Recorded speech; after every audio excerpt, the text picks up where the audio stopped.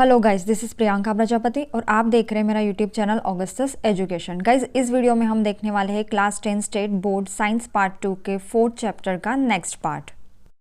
तो चलिए स्टार्ट करते हैं। पिछली वीडियो में हमने देखा कि मटेरियल का फ्लो इकोसिस्टम में साइक्लिक वे में होता है, वही एनर्जी का जो फ्लो है वह यूनिडायरेक्शनल होता है।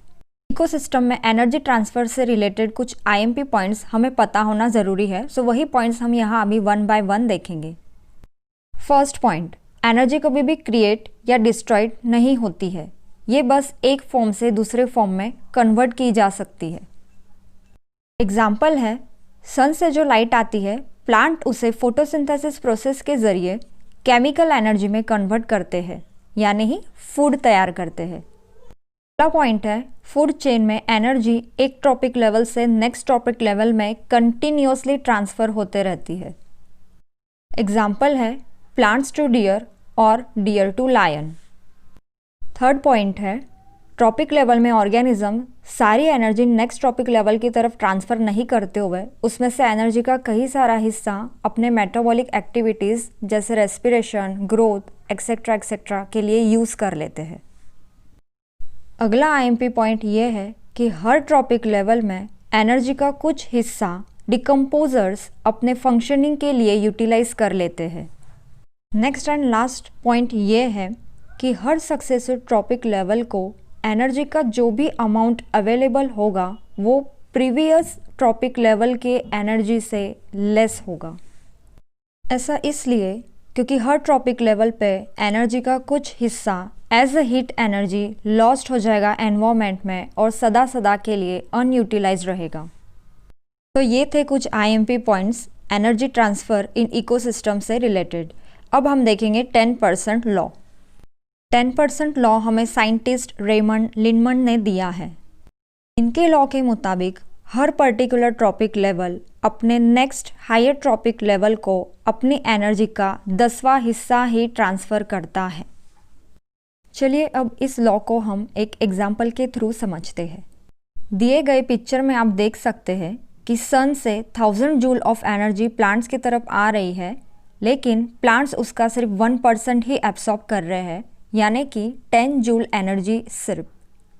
इस रिलेशन में 10% एनर्जी ट्रांसफ़र लॉ एप्लीकेबल नहीं है, क्योंकि 10% एनर्जी ट्रांसफ़र लॉ सिर्फ फूड चेन पर ही एप्लीकेबल होता है।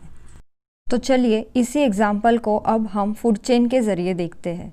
10 जूल एनर्जी जो प्लांट के पास है उसका 10वां हिस्सा यानी कि 1 joule of energy he herbivores को मिलेगा, यानी कि दिए गए पिक्चर में डियर को सिर्फ 1 joule of energy he plants transfer कर पाएंगे और डियर अपने नेक्स्ट हायर ट्रॉपिक लेवल को यानी कि लायन को अपने 1 जूल ऑफ एनर्जी का 10वां हिस्सा यानी कि 0.1 joule of energy only transfer करेगा।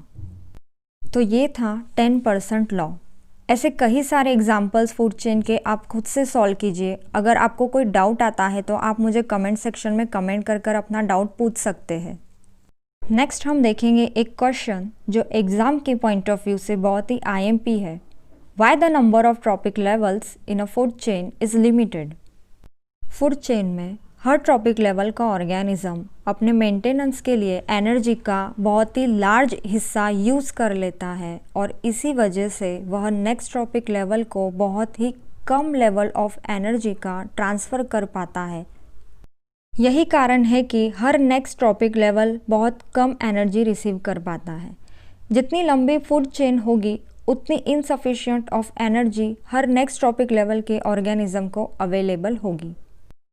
तो जनरली फूड चेन्स 4 या मैक्सिमम 5 स्टेप्स के ही होते हैं, क्योंकि फाइनल मेंबर्स तक पहुँचते पहुँचते एनर्जी का अमाउंट बहुत ही लेस हो जाता है, जो कि इनसफिशिएंट है उनकी लाइफ सस्टेनिंग के लिए। इस चैप्टर का रिमेनिंग टॉपिक हम नेक्स्ट वीडियो में देखेंगे। अगर आपको वीडियो अच्छी लगी है तो वीडियो को लाइक कीजिए, अपने फ्रेंड्स के साथ शेयर कीजिए। अगर आप मेरे चैनल पर नए हैं तो चैनल को सब्सक्राइब कीजिए एंड बेल आइकन प्रेस करना ना भूलें।